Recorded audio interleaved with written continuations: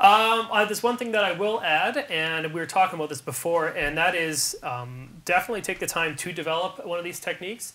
I know a lot of people, when they get their double pedal, they just find that they can go really fast, like just doing double pedal stuff, where that's cool and all, but when you get to a kit where there's only one pedal and there's no double bass, you'll have to be able to do the same kind of patterns with only one foot. Also, when you're actually doing these kind of fills, like even if it's like a Mike Portnoy hand-to-feet combo, being able to do it with one foot, to be able to do like trading 2s and 4s or something like that, allows you to actually keep your foot on the hi-hat so you can keep your hi-hats closed. It allows you to use maybe another auxiliary pedal or something.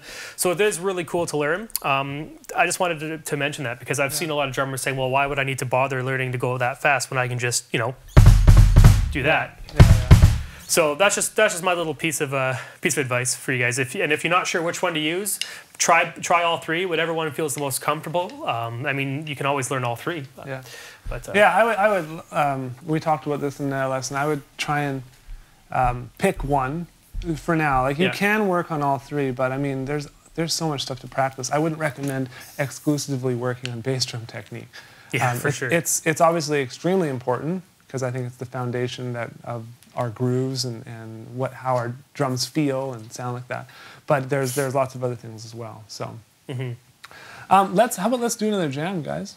Yeah, why not? Sounds good. Hey guys, we got a couple of questions here. Okay, go for it. Wesley Gayton. What is a good way to maintain my speed on the bass drum? Maintain. If you're talking about ways to build stamina, because you basically need stamina to maintain speed. So you just need to practice maintaining speed. So find a speed that you can maintain and bump it up a little bit and see how long you can maintain that. Yeah. And basically you're gonna build speed and stamina only by challenging yourself and seeing how long you can drag it out. Yeah. And one thing I would do for that is if I was going to work on maintaining longevity and stamina in double strokes, I would start with just like a very slow single stroke roll, and then I would throw in bursts of doubles, so maybe 4 to start, and then I would move to 8, and then I move to 16, and then I move to 32, and then I would keep it going more constant. Hey, you can hear the train. Nice. Hey, Railroad media, guys. We are railroad media, I We're guess. literally right by the train tracks here. Okay, let me show you guys how it sounds.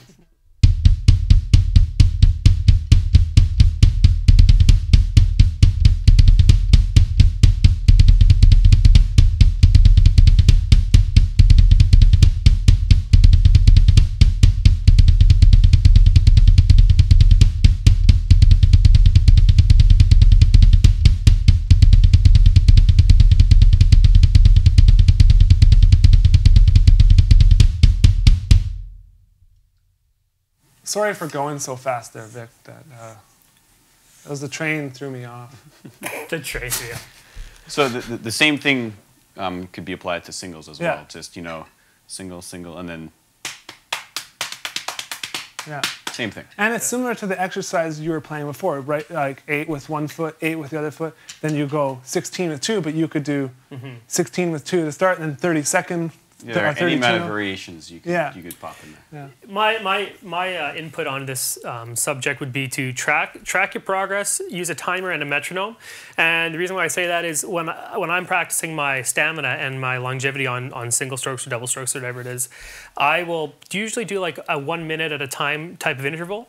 And what that does is not only does it tell me how fast I am and what my progress is, you know, as like you were talking about with charting your progress, but it also shows me that 1 minute is actually quite a long time. And when I'm at the 45-second mark, normally I would just stop. I'm like, okay, I'm too tired. But when I see I only have 15 seconds left, I try to really burn through it and just do whatever I can to get to that 1 minute mark. So it really helps force you to work on your stamina and then bump it up to 2 minutes and 3 minutes. It really helps you push it and stuff. So even if it's just on your phone or something like that, there's all little timers on that. And one thing that I've been doing like that is not only will I be playing certain tempos and certain patterns for a certain amount of time and then kind of record what I did, I'll also actually write down how my legs or hands or whatever felt at that time so I can see, okay, I could pull that off and it felt terrible, or I can pull that off and it felt fine and so I bumped it up kind of thing, right? Yeah, cool. Okay, guys, I want to mention a couple more things. The first thing is one more time, I guess, maybe one more time after this, but it's the bass drum boot camp. Okay, there's all the slow motion stuff for heel toe slide, and then all the flat foot stuff Sean's doing. All that stuff's coming. Yeah. The heel toe is there right now, waiting for you. Okay, it won't be up there forever, but it's there right now, waiting for you. So I highly recommend you go sign up there and grab that. And there's an area to comment in there where I'll be answering your questions there more. So I know there's obviously limited time here, and we're live, and we have to go home for dinner soon, so we can't stay here forever. We have great dinner. We only drum. Well, I would really like to do like a long marathon, like a 24-hour or 48. Isn't there a record? Something like that? I don't want to get a record. I just think it'd be cool to be online for like 48 hours. I think it'd be cool to challenge that record. Get enough drummers. Well, there's one guy did it. Lou Mars did it for like 108.5 hours. No, I think there were breaks allowed though, like potty breaks and. You bank 5 minutes per hour and stuff. It's crazy, and he actually like was just play hard. I think he has a world record. I don't think legit. He actually has a world record. I think some other guy does, but that guy just like kind of tap around. Yeah. And then the other thing I want to mention, you guys, is you'll notice on the right-hand side of the page, which is to your right over there, you go. And then down, a little bit down, there is drumlessons.com Facebook page. And you need to like that, okay? Yes. Like that up, share it with your friends. That's what's going to allow us to continue to do these and do more and more of them. Continue to get these guys back out and give you guys this amazing, crazy, good content.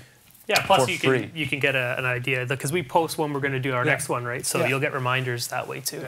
Yeah, it's a wicked community we have here on drumlessons.com, and it's only continually growing. So we're just in the process of updating our videos. So Jared just sold some of his drum gear on Facebook too. So I mean, he posts his own gear on there. So if you want, and he actually sells them pretty good prices too. Yeah. So there you go. For the community, it's always the cheapest, cheaper than the final value fees on eBay. I rarely sell drum gear, but okay. With that said, I think we should do another jam. What do you guys think? Yeah, start us out, and we only got snare, hi-hat, and bass drum, so I mean, if it's a little too repetitive, we apologize, but...